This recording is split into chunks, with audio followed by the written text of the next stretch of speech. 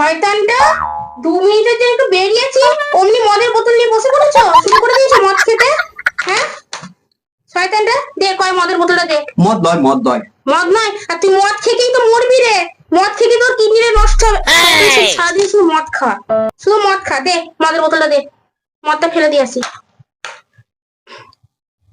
এ shampoo ফেলি না, না আর মদ খেতে হবে না, মদটা ফেলে দিয়ে আসি। ফেলি না, অনেক দাম লেগেছে রে। সারাদিন শুধু মদ খাওয়া, আজকে আমি মদটা ফেলেই দেবো।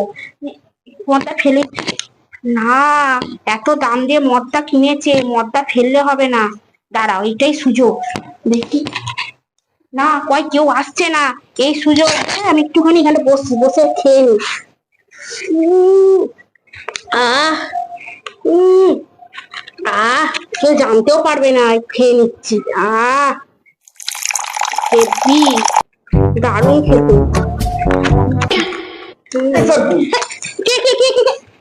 আরে তুমি তুই বললি মদ তো খেতে দেবো, তুই মদ খেয়েছিস? তুমি যে চলে এসছো। আরে তুমি বললে না যে মদটা অনেক দাম দিয়ে কিনতে হয়েছে, ওই জন্যই তো মদটা ফেলে দিইনি। মদটা কি করবো, খেয়ে নিচ্ছি।